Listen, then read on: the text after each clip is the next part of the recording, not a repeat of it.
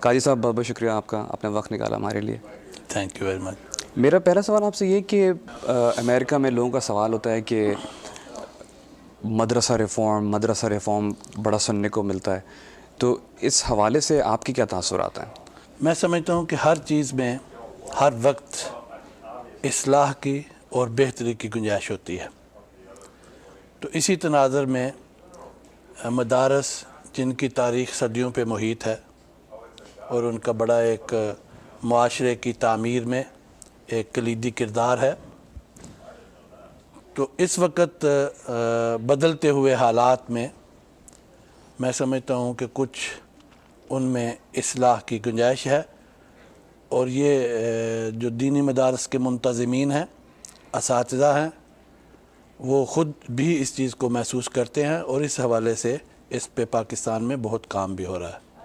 امریکہ میں ایسے بہت سارے امریکنز ہیں جو اردو میں پی ایچ ڈی کیے ہوئے ہیں، تو عموماً جب ہمارا ان کے ساتھ انٹریکشن ہوتا ہے تو وہ یہ بولتے ہیں کہ کچھ جمعے کے خطبے انہوں نے سنے پاکستان میں جس میں امریکہ اور مغرب کو بہت برا بولا جاتا ہے اور مارنے کی دھمکیاں بھی آتی ہیں. تو جب ایسے لوگوں سے ہم ملتے ہیں تو کبھی کبھی ہمارے پاس کوئی جواب نہیں ہوتا.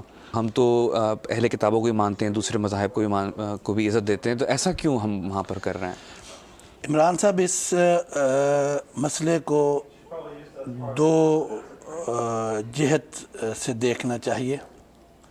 جہاں تک امریکہ اور ویسٹ کی سیاسی قیادت کے سیاسی فیصلے ہیں، ان پہ ہر ایک ذی شعور، سلیم الفطرت اور انسانیت کے ساتھ محبت رکھنے والے شخص کو اختلاف ہے اور اس کے ساتھ تحفظات ہے.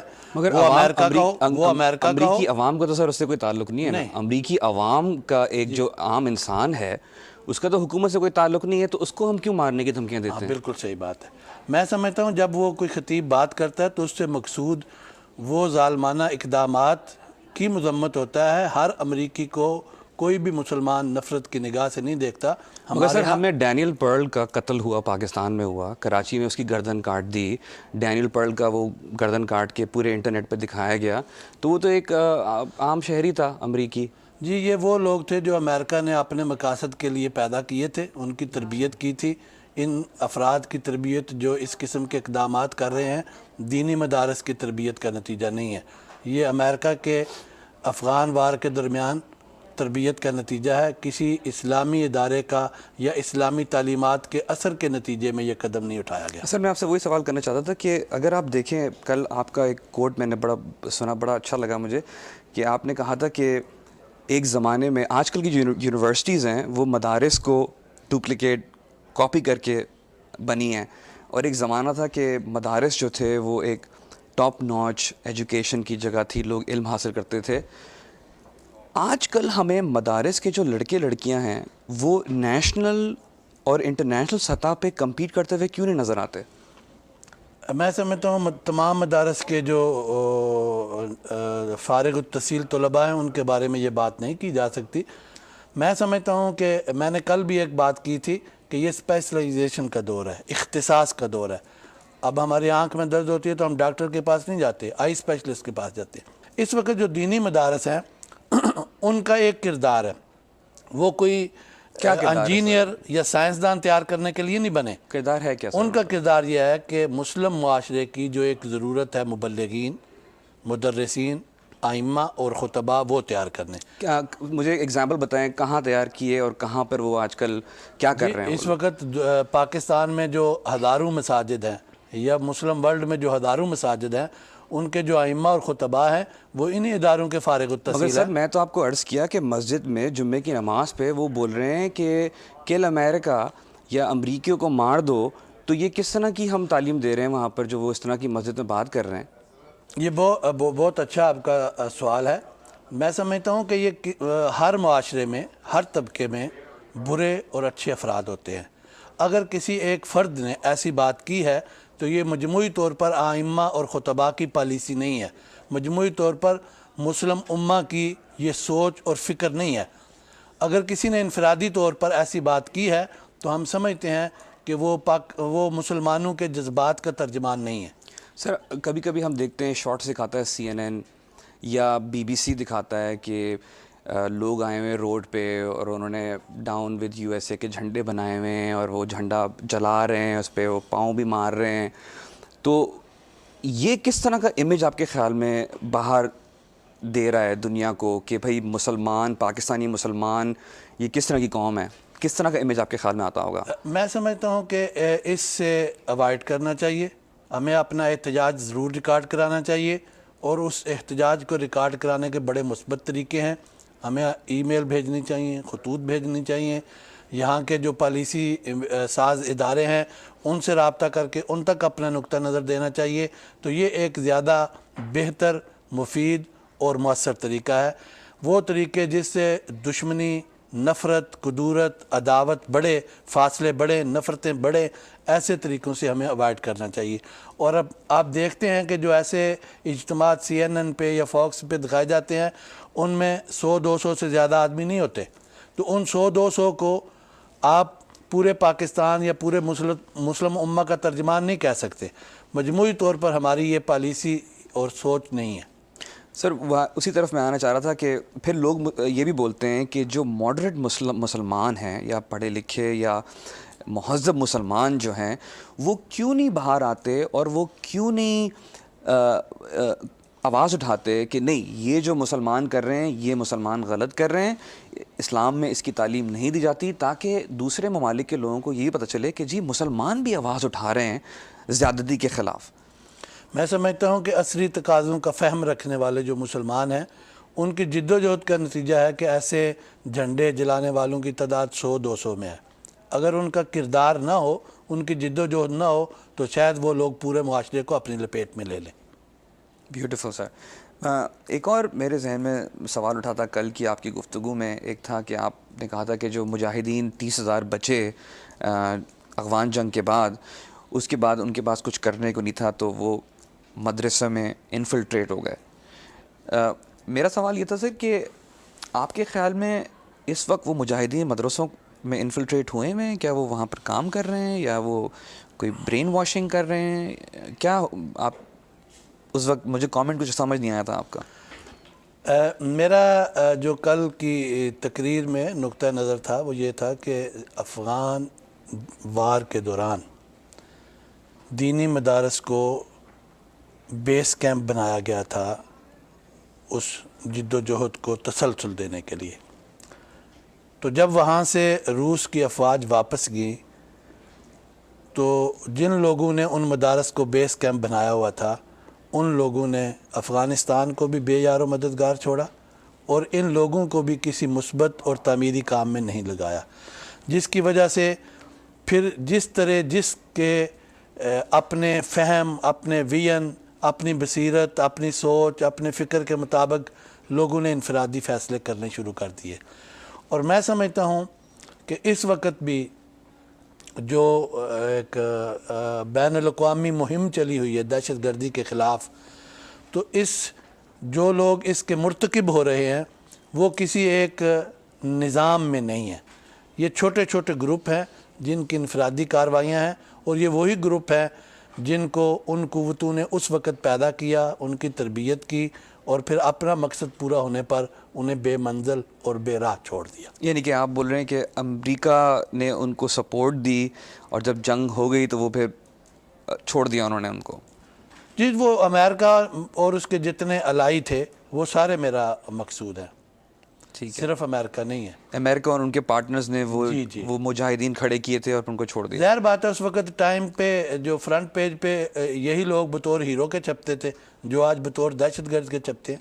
تو ایسا آپ کے خیال میں کیوں ہوا کہ ایک دم سے کچھ ہو گیا اور سارا ختم ہو گیا کنیکشن؟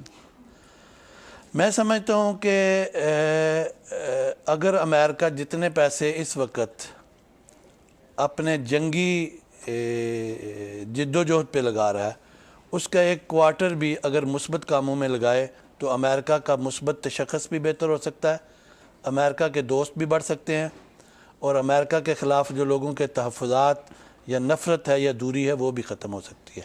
قاضی صاحب کل ایک صاحب آئے CDRS پاکستان چلاتے ہیں، وہ کشمیر میں پچھلے 1.5 سال سے وہ واحد امریکن ہیں اس وقت جو کام کر رہے ہیں، 25 پاکستانیوں کو ملازم رکھا ہے، ان کو بھی کافی لائف کے ڈیتھ تھریٹس ملتے ہیں۔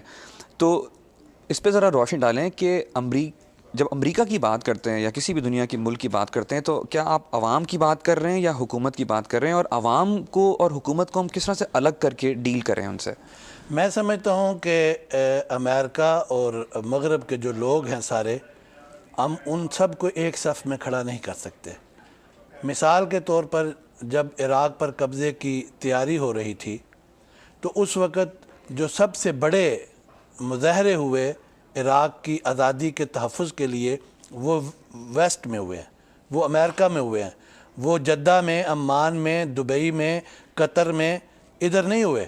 وہ بڑے مظاہرے جو تھے وہ لندن میں، وہ پیرس میں، وہ اوسلو میں، وہ واشنگٹن میں، وہ نیو یارک میں ہوئے ہیں۔ تو اس لیے ہم سب لوگوں کو ایک صف میں نہیں کھڑا کرتے۔ یہاں کے جو دانشور ہیں، یہاں کے جو حقیقت پسند لوگ ہیں، انسانی حقوق کی تنظیمیں ہیں، ہم ان کی جو جد و جہد ہے احترام آدمیت کے حوالے سے، تکریم انسانیت کے حوالے سے، اس کو بنظر استحسان دیکھتے ہیں، اس کی قدر کرتے ہیں۔ لیکن ہمارا نقطہ نظر یہ ہے کہ جو امریکہ اور یورپ کی سیاسی قیادت کے فیصلے ہیں وہ اتنے غیر متوازن ہیں، اتنے غیر حقیقت پسندانہ ہیں کہ اس کی وجہ سے امریکہ اور ویسٹ کے حوالے سے لوگوں کے تحفظات ہیں۔ میں سمجھتا ہوں ان کے فیصلوں میں توازن پیدا ہو جائے تو بالکل پورے مسلم ورلڈ جو ہے وہ کھلے دل کے ساتھ، کھلے دماغ کے ساتھ ویسٹ اور امریکہ کے ساتھ کام کرنا چاہتا ہے انسانیت کے مستقبل کے لیے۔ مگر سر جو ہمارے ایکشنز ہیں مسلمانوں کے، عرب لیگ دیکھ لیں اور جو اور مسلم ممالک ہیں، ان کے جو ایکشنز ہیں، ان کے کام جو ہیں، ان کاموں کے بعد کیا یہ لوگ مثبت سوچ رکھیں گے ہمارے ایکشنز کو دیکھنے کے بعد؟ میں سمجھتا ہوں عرب لیگ یا OIC اس کے تو کوئی ایسے اقدامات نہیں جو متنازع ہوں، وہ بیچارے تو بالکل غیر مؤثر ادارے ہیں، اور اس وقت جو ہماری امت کی مجموعی انحطاط اور زوال پذیر صورتحال ہے اس میں ان کے اداروں کا کوئی اتنا کلیدی کردار بھی نہیں ہے۔ ہاں بعض جو انفرادی گروپ کام کر رہے ہیں، اگر یہ ان کے تھنک ٹینکس، ان کی قیادت سمجھتی ہے پورے مسلم ورلڈ کی وہ ترجمان ہے، تو یہ غیر حقیقت پسندانہ بات ہے۔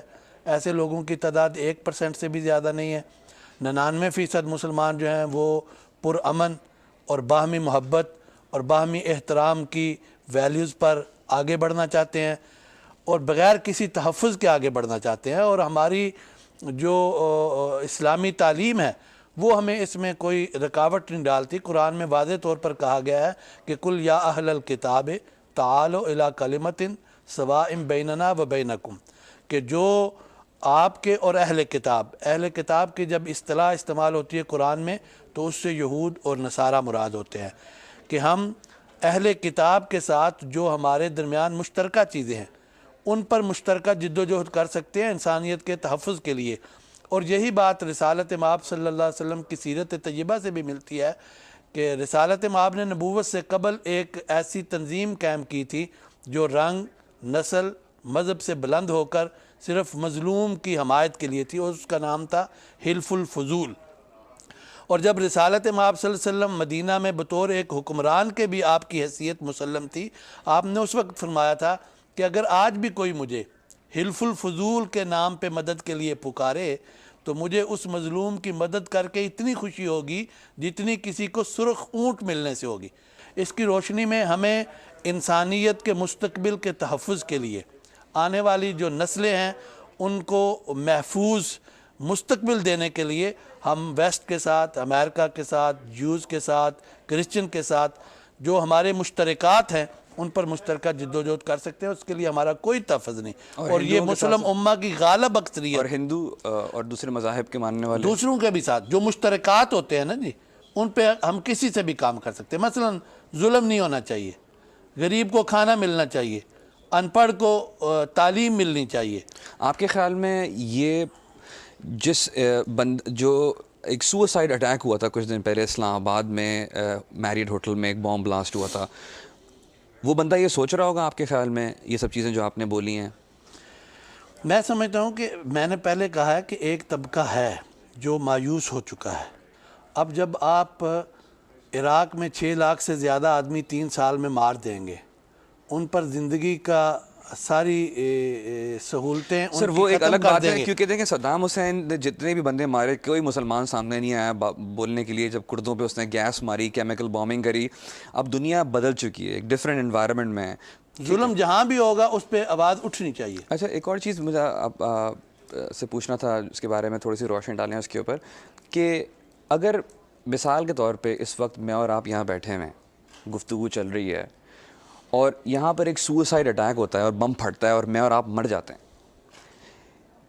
گورے بھی مرتے ہیں ساتھ میں، آپ کے خیال میں یہ صحیح ہوا؟ یہ بات میرے خیال کی نہیں ہے.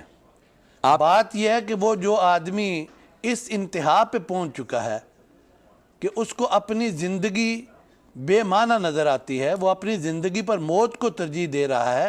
ہمیں ان اسباب اور ان عوامل کو زیر بحث لانا ہوگا، ان اسباب کو دور کرنا ہوگا کہ جس سے وہ مسلمانوں کو بھی مار رہا ہے، گوروں کو بھی مار رہا ہے، سب کو مار رہا ہے. اس کے نزدیک احتجاج کا یہی واحد راستہ رہ گیا اس کی سوچ کے مطابق. ٹھیک ہے، میں اس کو نہیں سپورٹ کر رہا، لیکن وہ سمجھتا ہے کہ جس طرح میری عزت نفس کو پامال کیا جا رہا ہے، جس طرح میرے حقوق کو پامال کیا جا رہا ہے، جس طرح میری نیشن کو ڈی گریڈ کیا جا رہا ہے، جس طرح ہمارے گھروں کو جاتے ہیں ٹروپس جاتے ہیں اور بغیر کسی تمیز کے جو گھر 3 نسلوں نے اجتماعی محنت سے تعمیر کیا ہوتا ہے 1 منٹ میں اس کو اڑا دیتے ہیں، اور اوپر سے کارپٹ بمبنگ ہو رہی ہوتی ہے. اس کو میری یہ لاجک نہیں سمجھ آتی، اور اس وقت تک نہیں سمجھ آئے گی جب تک ہم اپنے سیاسی فیصلوں میں توازن اور انصاف نہیں لائیں گے. میں اس کو سپورٹ نہیں کرتا، لیکن میں سمجھتا ہوں کہ اس کے فہم کے مطابق اس کے لیے اور کوئی آپشن نہیں ہے، اور اس کے لیے ضروری ہے کہ ہم ایسی فضا پیدا کریں جس فضا میں سیاسی قیادت کے فیصلوں میں بھی توازن آئے. تو آپ یہ کہہ رہے ہیں کہ اس کی پالیسی یہ ہے کہ آئے فار این آئے والی، کہ میری آنکھ کسی نے پھوڑی تو میں اس کی آنکھ پھوڑ دوں، یہ والی اسٹریٹجی آپ تجویز دے رہے ہیں؟ نہیں، وہ آنکھ کے بدلے میں آنکھ نہیں بیچارہ پھوڑ رہا، وہ اپنے آپ کو پھوڑ رہا ہے، اپنے آپ کو پھوڑ رہا ہے. ٹھیک ہے. مجھے یہ بتائیں قاضی صاحب کہ پاکستان میں جو صورتحال رہی ہے، عموماً یہ دیکھنے میں آیا ہے کہ مدرسوں میں لڑکے جو ہیں ان میں بڑا غصہ ہے، اور کافی مارم پیٹی بھی ہوتی ہے. ماں باپ جب سنتے ہیں کہ جی بچہ مدرسے میں جا رہا ہے، وہ 1 منٹ کے لیے ڈرتے ہیں.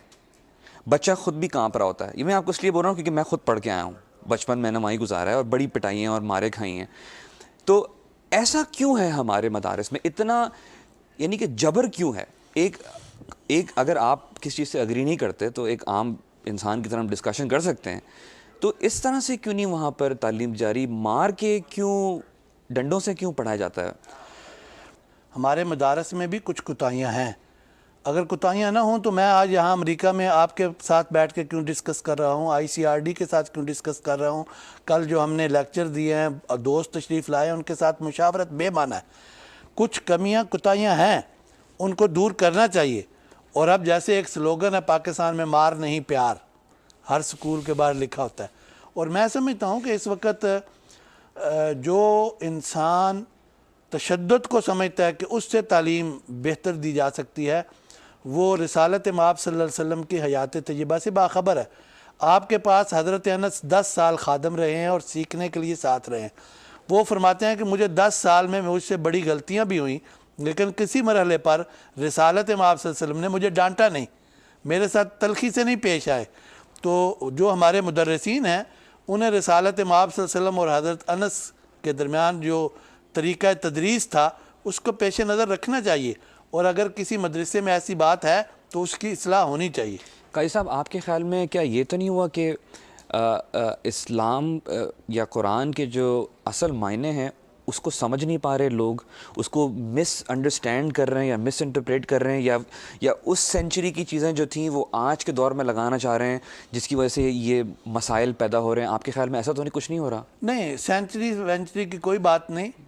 نبی کریم صلی اللہ علیہ وسلم پہ جب نبوت و رسالت کی تکمیل ہوئی ہے تو اس کے بعد کوئی فکری ارتقا نہیں ہوا انسانیت میں. میں آپ سے اس لیے بول رہا ہوں کیونکہ یہاں پر میرے پاس ایک کوٹ ہے ڈاکٹر اکبر احمد کا جو انہوں نے پچھلے دن دیا ہے، اور وہ کوٹ یہ ہے کہ ایک حدیث ہے رسول اللہ صلی اللہ علیہ وسلم کی جس میں وہ یہ کہہ رہے ہیں کہ ایک اسکالر کے پین کی سیاہی میں زیادہ دم ہے بنسبت ایک مجاہد کے خون میں. تو اگر یہ 1400 سال پہلے رسول اللہ صلی اللہ علیہ وسلم نے یہ بات کہی ہے تو ہم لوگ کیا سیکھ رہے ہیں، کیا کر رہے ہیں ہم لوگ پھر؟ دیکھیں جی، یہ جو علمی کاوش ہوتی ہے اس کی اپنی ایک اہمیت ہے جس کی افادیت سے کوئی انکار نہیں کر سکتا. لیکن رسالت مآب صلی اللہ علیہ وسلم کی زندگی میں جہاں صفہ یونیورسٹی نظر آتی ہے، جس کو ہم اصحاب صفہ کہتے ہیں، تو وہاں بدر اور حنین بھی نظر آتے ہیں.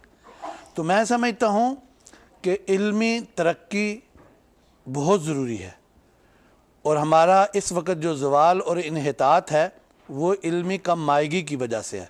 ہمیں اپنی علمی انحطاط کی طرف توجہ دینی چاہیے، لیکن اس کے ساتھ ساتھ ہماری سرحدیں غیر محفوظ ہیں. آج عراق پہ کیوں قبضہ ہو گیا؟ کہ ہمارے پاس امریکہ جتنی عسکری طاقت نہیں ہے.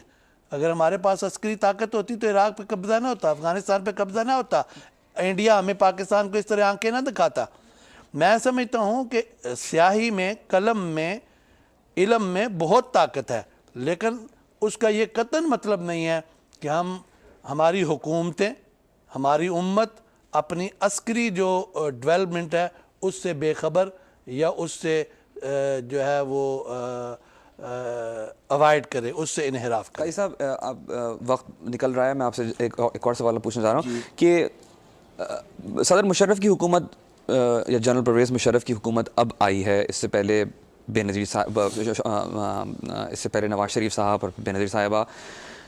جو آپ کا کل کا جو پوائنٹ تھا کہ اگر ہم یہ آمریت اور یہ جبر ختم کریں، کیونکہ جو دہشت گرد ہیں وہ اس سے دیکھ کے سیکھ رہے ہیں. دہشت گردی تو بڑی پرانی ہو رہی ہے، ان حکومتوں سے پہلے ہو رہی ہے. جو لڑکوں کے ساتھ ہوتا ہے کچھ مدارس میں وہ بہت پہلے سے ہو رہا ہے. تو آپ کیا کامنٹ دینا چاہیں گے اس حوالے سے کہ حکومت کا اس سے کنیکشن کتنا ہے، اور مدارس کا اپنا یا ہماری تعلیم و تربیت کا اپنا کنیکشن کتنا ہے اس چیز کے ساتھ؟ عمران صاحب، میں سمجھتا ہوں کہ پاکستان ایک سیاسی جد و جہد کے نتیجے میں مارد وجود میں آیا ہے. یہ کسی جرنیل کی کاوش سے مارد وجود میں نہیں آیا، اور پاکستان کا جو استحکام ہے، پاکستان کی جو بقا کی ضمانت ہے، وہ بھی سیاسی عمل میں ہے. سیاسی قیادت سے بہت غلطیاں ہوئی ہیں. ہم نہیں سمجھتے کہ سیاسی قیادت سے کوئی غلطی سرزد نہیں ہوئی، لیکن ان غلطیوں کا یہ مطلب نہیں کہ ہم سیاسی عمل کی بساط لپیٹتے. جیسے مشرقی پاکستان میں ہمیں انڈیا کے مقابلے میں فوجی شکست ہوئی، تو مشرقی پاکستان کی فوجی شکست کا یہ مفہوم نہیں ہے کہ ہم ملٹری کو ختم کر دیں، فوج کو ختم کر دیں، بلکہ اس سے ہمیں میسج ملتا ہے کہ ہم اپنی فوج کو بہتر انداز میں منظم کریں. اسی طرح سیاسی قیادت سے بھی غلطیاں ہوئی ہیں. تو سیاسی قیادت کی غلطیوں کا مطلب یہ ہے کہ ہم بہتر سیاسی عمل کریں تاکہ ان غلطیوں کا اعادہ نہ ہو. تو میں سمجھتا ہوں کہ پاکستان میں سیاسی عمل کے تسلسل سے ایک جو رواداری کی فضا پیدا ہوگی، اور وہ رواداری کی فضا جو ہے وہ ہمارے تشخص کو بھی بہتر کرے گی، ہماری ترجیحات پر بھی اثر انداز ہوگی، اور ہمارے مستقبل کے تحفظ کی ضمانت بھی دے گی. آپ کے خیال میں قاضی صاحب ہندوستان میں جو امن ہے مسلمانوں کے حوالے سے، اس کی وجہ یہی ہے کہ وہاں پہ ایک تسلسل رہا ہے حکومتوں کا؟ میں سمجھتا ہوں کہ ہم ہر وقت بعض باتوں میں ہندوستان سے اپنا تقابل کرنے کی کوشش کرتے ہیں، لیکن ان کی اچھی باتوں کو ہمیشہ نظر انداز کرتے ہیں. وہاں پر اداروں کی جو ساخ ہے، اداروں کا جو احترام ہے، جو اداروں کی حرمت ہے، اداروں کی تقدیس ہے، اس پہ کوئی اٹیک نہیں ہو سکتا. اور جب کسی ملک میں تمام ادارے اپنی آئینی حدود کے اندر رہ کے کام کرتے ہیں تو اس ملک کا اقوام عالم میں وقار بھی ہوتا ہے، احترام بھی ہوتا ہے، اور اس کی بات کو توجہ سے سنا بھی جاتا ہے. تو میں سمجھتا ہوں کہ اس وقت ہندوستان میں ہماری بنسبت جو ادارے ہیں وہ بہت بہتر پوزیشن میں ہیں، ان اداروں کا ایک تقدس ہے ان کے ذہنوں میں، اور ہمیں اس بات میں بھی پاکستان کو ہندوستان سے مقابلہ کرنا چاہیے، اور اپنے ہاں بھی تمام لوگوں کو اپنی اپنی آئینی حدود کے اندر رہتے ہوئے کام کرنا چاہیے۔ اور اگر ہم پاکستان میں اداروں کا تقدس اور حرمت اس معیار پہ لے آئیں جو ہندوستان میں ہے، تو ہمارے بہت سے مسائل جنم لینے سے پہلے ہی ختم ہو جائیں۔ قاضی صاحب، میرا آخری سوال آپ سے بہت ضروری سوال ہے۔ کل آپ نے بڑی خوبصورت ایک بات بولی، آپ نے بہت ساری اچھی باتیں بولی، کل ایک نہیں بولی، مگر ایک بات جو میرے دل کو لگی ہے اور جو میں آپ سے پوچھنا چاہ رہا ہوں کہ آپ نے کل بولا کہ مدارس میں یا کسی بھی ایجوکیشن انسٹیٹیوشن کے حوالے سے یہ بہت ضروری ہے کہ وہاں پر بین المذاہب کی ہم بات کریں، وہاں پر ہم اس چیز کو سامنے لے کے آئیں کہ رب العالمین ہے، رب المسلمین نہیں ہے۔ آخری میں اس پہ آپ کیا کامنٹ دینا چاہیں گے؟ میں سمجھتا ہوں اسلام کی ساری تعلیمات انسانیت کے احترام اور آدمیت کی تکریم پہ بیس کرتی ہیں۔ اسلام نے کہیں کسی کو بائی فورس مذہب کی تبدیلی کا جو ہے اجازت نہیں دی۔ بڑا واضح حکم ہے، لا اکراہ فی الدین، کسی کو بائی فورس آپ دین کی تبدیلی پہ مجبور نہیں کر سکتے۔ اور آپ کے معاشرے میں جو دوسرے ادیان اور مذاہب کے لوگ ہیں، ان کے لیے یہ انوائرمنٹ ہے کہ سورہ کافرون 30واں سپارہ، لکم دینکم ولی دین، ہر ایک کو اپنے اپنے افکار اور نظریات کے مطابق اس اپنے ڈھب میں زندگی گزارنے کی آزادی ہے۔ تو میں سمجھتا ہوں قرآن تو ہمیں یہی درس دیتا ہے، اور یہ درس ضرور ہمارے مدارس کے اندر اس پہ فوکس ہونا چاہیے۔ اپنے جو ہم ائمہ، خطباء، مدرسین، واعظین تیار کرتے ہیں، ان کو بطور ایک مضمون کے یہ بات پڑھانی چاہیے، اور اس کے لیے ہم کوشش بھی کر رہے ہیں۔ ہماری ورکشاپ میں جو مدارس تشریف لا رہے ہیں، ان کے منتظمین اور سینئر اساتذہ، ہم اس پہ بات کرتے ہیں، گفتگو کرتے ہیں، اور ہمیں مدارس کی طرف سے بڑا مثبت جو ہے وہ جواب مل رہا ہے۔ اور میں آپ کے اس معزز پلیٹ فارم کی وساطت سے بھی جن منتظمین یا اساتذہ تک ہم براہ راست نہیں پہنچ سکے، یہ کہنا چاہوں گا کہ دنیا میں اسلام کے مثبت تشخص کو اجاگر کرنے کے لیے دنیا میں دوسرے جو ادیان اور مذاہب ہیں، ان کی قیادت اور ان کے ماننے والوں کا احترام ضروری ہے۔ اس کو ہمیں ہر وقت رسالت مآب صلی اللہ علیہ وسلم کی حیات طیبہ کی روشنی میں پیش نظر رکھنا چاہیے۔ قاضی صاحب، آپ کا بہت بہت شکریہ، تھینک یو سو مچ کہ آپ نے ہمیں جوائن کیا، آپ نے وقت نکالا، آپ واشنگٹن آئے اور ہم سے ملے۔ خبروں سے آگے کے لیے آپ کا بہت بہت شکریہ، اور ہم آپ کو بیسٹ وشز دیتے ہیں اور دعا کرتے ہیں کہ جس مشن پہ آپ نے جو قدم لیا ہے انٹرفیتھ ڈائلاگ اور بین المذاہب کے حوالے سے جو آپ کام کر رہے ہیں، کرسچنز اور جیوز اور مسلمان کو آپس میں ایک دوسرے کو ملانے کی جو کوشش کر رہے ہیں آپ، اس میں آپ کو کامیابی حاصل ہو۔ آپ کے ادارے کے اس تعاون سے ہماری کمٹمنٹ میں مزید جو ہے وہ بہتری آئے گی، اور ہم تو ہر فرد اور ہر ادارے کا اس نوبل کاز کے لیے تعاون چاہتے ہیں، اور جب تک کولیکٹیو ایفرٹ نہیں ہوتی شاید ہم منزل تک نہ پہنچ سکیں۔ میں آپ کے ادارے کا ایک دفعہ پھر شکر گزار ہوں، جنہوں نے مجھے یہ موقع دیا کہ میں اپنے افکار، اپنے نظریات، اپنے خیالات لاکھوں لوگوں تک پہنچا سکوں۔ Thank you very much. آپ کا بہت بہت شکریہ قاضی صاحب۔